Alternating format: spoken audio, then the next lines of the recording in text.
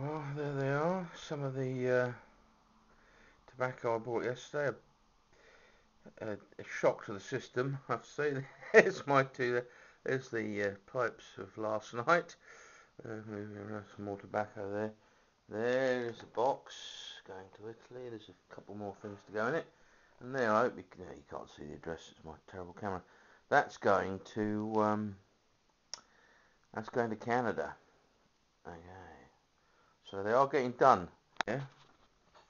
And there is a shot of my own mixture, an English blend of Virginia Orientals and Latakia, the proportions of which are a closely kept family secret, which I made up yesterday, and then I didn't think to film it, but mind you, I wouldn't have been able to. I'd like to show you stages, but there we go, never mind. Oh.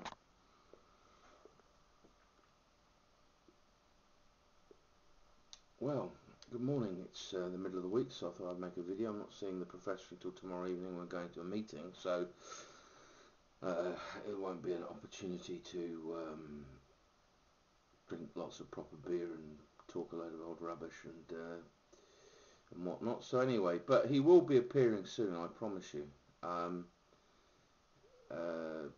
Yeah, but he's very well. I haven't killed him or anything. Yep, so I'm smoking a Invicta Briars straight grain. I can't get too excited about that for reasons that a few people know, but I don't really. If I told you, well, by not telling you, I'm probably telling you there's something wrong with it. It's not a flaw in the actual pipe itself as such, but in the finishing touches, let's say. And to me, if you're going to make a craft object, it's handmade. This one, not turned on a machine. It's slightly different to the machine turned ones. He did it by crafted by hand. Dean knows what happened there. But you know, if you're going to make something and you know, artisanal, if you like, then you know, attention to detail is rather important, particularly if you're going to charge a lot of money for it.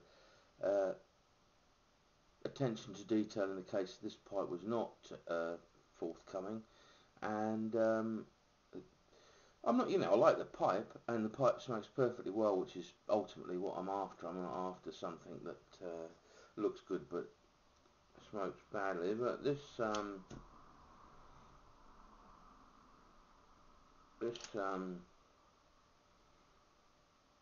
yeah, the thing. Anyway, that side. Anyway, what am I smoking? Well, I'll tell you what I'm smoking. I bought a tin in the warm glow, afterglow of Bruno's video on Balkan mixtures and whatnot. So I thought I'd buy a pure Oriental, and there's not many out there, to be honest with you. A lot of people think Presbyterian mixtures, but it isn't. It's got Latakia in it. A Scylla mixture by Robert Lewis is, and so I bought a tin of it. I've tried a few of their tobaccos, the 123 mixture, the Wingfield mixture, which is straight Virginia. The 123 is a sort of Oriental with cigar leaf in it, and it's very pleasant. What else have I done? I've got a tin of the tree mixture, which is a private blend made for a Colonel Tree, who smoked voluminous quantities of the stuff, and it's become it became one of their mainstays, and they now sell it. The old chap just demised in the early part of the beginning of the first decade of the millennium, and they took his mixture, and now it's one of their mainstays. They don't make that many tobaccos now. I think 5 or 6, something like that. So anyway, but to be honest with you, smoking Oriental straight, it lacks something, and it was Fred Astaire without Ginger Rogers. That's what it was. And so what I did yesterday, when I went into this monstrous tobacco order, Clive was happy though. I was in shock for most of yesterday afternoon. But when you say to people, "I'll send you something," you should do it. It's a matter of honesty, isn't it? Really. Um, and I suppose if it's been spread over a month or two, it wouldn't have been so bad. But I went in and got everything at once, but old Clive was rubbing his hands. And I also, Hayo sent me this a long time ago, a pipe, a Zippo pipe lighter, and it's been sitting around, and I haven't got one thing and another, haven't got round to getting it fixed up. But yesterday, I I did, and I used Mr. Hair Flicks, or Mr. Flick, if I was translating it, Mr. Flick 99 when we were up in London in September, and I did taste the petrol a little bit, but I find if you let it burn for a little while, that petrol-y taste you get goes, and I haven't noticed it. Well, that's my jaded old palate. Um, so anyway, what else? When I was there, the cinema, it was just a bit, as I say, hello Nico, lacking in something. So what I did was I bought some latte. I'm not going to tell you the proportions. This is a secret family recipe. I bought some Latakia and I bought some Virginia cut plug, which I then yesterday got the newspaper out, emptied the tin of Acilla mixture, put the Latakia and the Virginia in there and give it a good old mix up, and created Milverton's No.1, which is an English mixture. And I have to say, you know, it's quite pleasant, and I'm quite pleased with it. Hello, mate. Yeah. So anyway, so I'm smoking the old Milverton No.1. But anyway, another thing I wanted to talk about was quite funny enough. I'm obviously going to give John's address out, but he lives in Ontario, which is a province, I don't know, a state, a province of Canada. When I was growing up in a little village called Bramshot, I lived in a place called Lippert, which is it's part of the parish of Bramshot.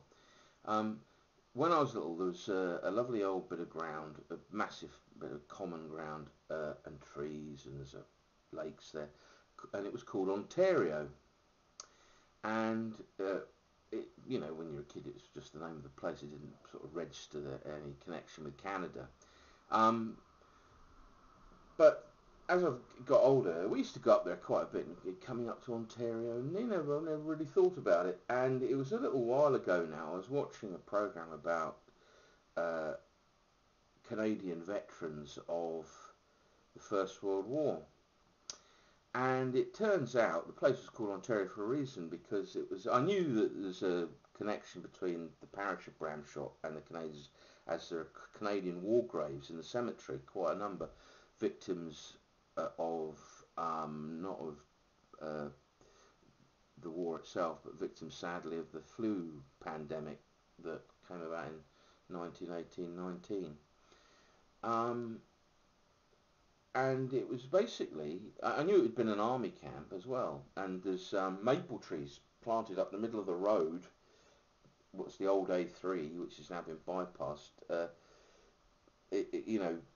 as in honour of these fallen Canadians. And what it was that every single Canadian soldier that went and fought on the Western Front in 1914 and in the Second World War as well, I've got correspondence from the war, family correspondence, which talks about, they call it, they don't call it Ontario, they call it Canada. And so, these are men bemoaning the fact that, maybe the local girls were a bit more enamoured of the Canadians than they perhaps were of the local yokels. Anywho, so it's called Ontario, and yeah, so there we go. There's just a little interesting aside there from the tobacco. So anyway, Milverton's No.1, not a bad English mix if I say so myself. I'm not sure it will become a a firm stocked one in White's in Southampton. He doesn't get the old Oscilla mixture in. But anyway, so there we go. Quick midweek update. I do promise the professor will return. Yeah. Okay. Thank you. There he is. Hey, got underneath the table, Nico. How are you doing today? Hey? Good boy. Come on. Oh, there we go. He's alive. He's moving. I've had him stuffed. There we go. Good boy.